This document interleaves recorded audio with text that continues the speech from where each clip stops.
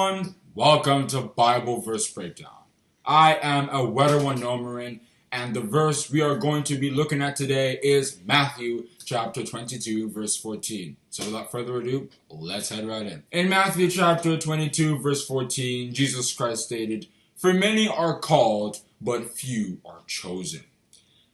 So what Jesus Christ meant by this is that when God is setting something up and he wants people to be a part of it, he usually creates it in such a way that there are many people who end up coming in. If you look at when God delivered the Israelites from Egypt, millions of people left. That is, there were 600,000 men who could go to war at that time. If you read Numbers chapter 1 and verses 45 and 46. Add all their wives, their children, and the elderly, and we're talking millions of people. Now, out of all those millions, only 2 of them, who were above 20 years old when they left, actually entered the land of Canaan. That is Joshua and Caleb, according to Numbers chapter 14, verses 24 and 30, and chapter 32 from verses 10 to 12. Now, you might be wondering, why? Why only 2 out of 3 million?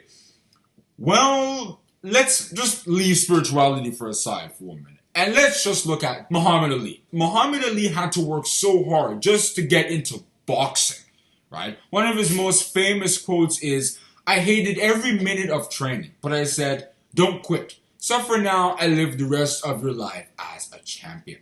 So even in the physical world we live in, hard work is required if you want to succeed and actually make a difference in whatever field you're pursuing, right? If we're just kind of trying to do what everyone else is doing and not actually push hard, we're not really going to get very far. And if something like boxing requires a lot of hard work, do we think spirituality is going to be any easier?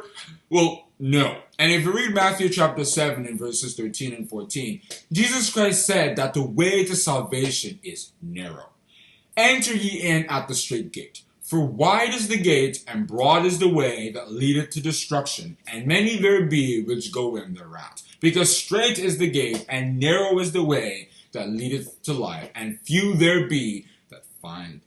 Note that word, few.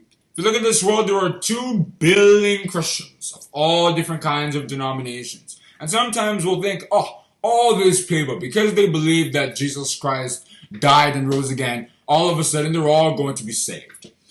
But it's not really that easy for some reasons. 1, the world we live in is evil. If we look at 1 John chapter 5, verse 19, John the Apostle said that the world lies in wickedness. So because of that, many people will generally want to flow on with what goes on in the world. It's not that everyone's murdering and doing all that. No, that's not what it means by the world lies in wickedness.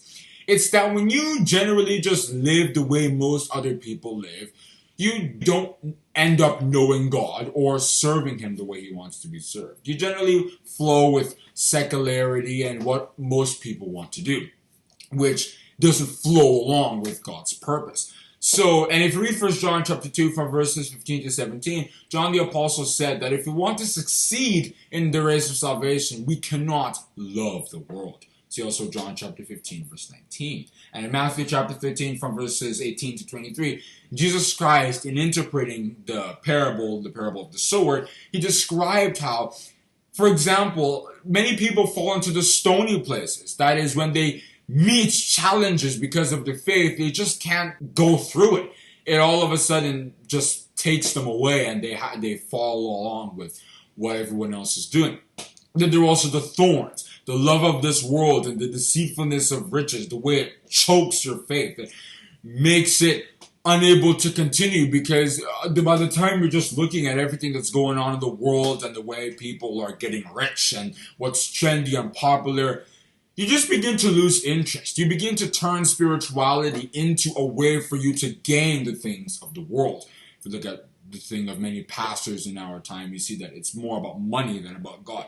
It's because of things like that. And it's only when we put in that effort that we'll succeed, and we'll like the fact that we put in all that effort because it'll make us grow and be very successful. spiritually. And that is where I'm going to stop on discussing that verse, Matthew chapter 22, verse 14, which once again reads, "For many are called, but few are chosen." If you have enjoyed this video, please subscribe and hit the notification bell so that you will be notified when we come out with our next verse breakdown. Have a great day, and God bless you.